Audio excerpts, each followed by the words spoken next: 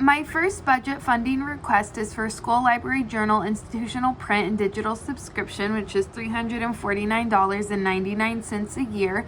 The problem this would be addressing is the problem of the librarian not having enough materials to help connect them with other resources, inspiration, networking, opportunities, etc.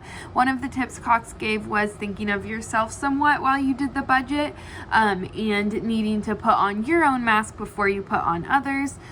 So since this is a resource that will just all around help a librarian be better at their job, have more resources, it luckily impacts all students, teachers, and it also is going to be aligned with standards as the School Library Journal understands and considers the different standards that librarians need to meet. So it is going to offer resources throughout the year that in one way or another will align with all standards. One way to measure if this solution is effective is at the end of the year, looking back at anything new, materials, resources, programming, networking opportunities that were implemented, and seeing how many tie back to the subscription, and having a number in mind at the beginning. Say if it's not at least 15%, then not renewing the subscription.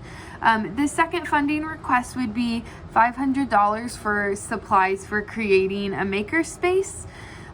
So this would be addressing a problem of a lack of play and creative outlet in the library, not being a place where students feel comfortable to come and be creative. Again, this can target many learning resource areas. For example, the arts. Makerspaces can also have elements of STEM and science. It can also impact other areas by just being a place. For example, you could take a poem from English class into a makerspace and use that as inspiration, or a picture from history class. And so it can impact very many different learning areas. I am focusing on middle school, so all 6 through 8 students and teachers would have access to this makerspace.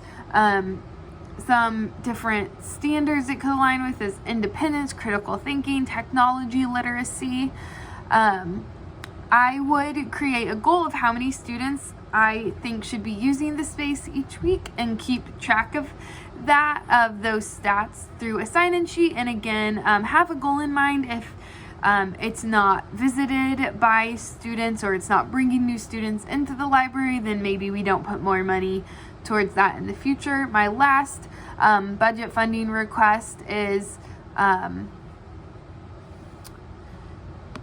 going to be for News-O-Matic. So this is a resource that offers thousands and thousands of articles for students. It's written in different levels for many different grades. They have voice actors that read the articles, so they're very engaging for students. The main subject areas are going to be ELA, social studies, science, and social emotional learning.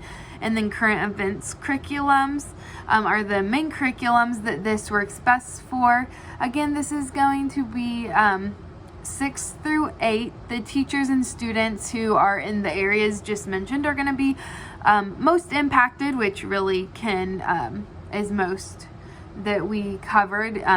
ELA, social studies, science, and then can be used for social emotional learning, which can be in all classes. Current events can be used in multiple classes, and then of course in the library as well. This is helping with literature appreciation, technology literacy, research skills, getting students familiar with library resources. And since this is an online source, we'd be able to measure if this solution for helping students who are struggling with research sources, who have the problem of a lack of engaging research, lack of engaging resources for research, we'd be able to see how much it's used, how many views it's getting, how many different departments are using. We can do a survey with teachers to see how they feel about it and how often they are using it in class. So those are my 3 budget funding requests.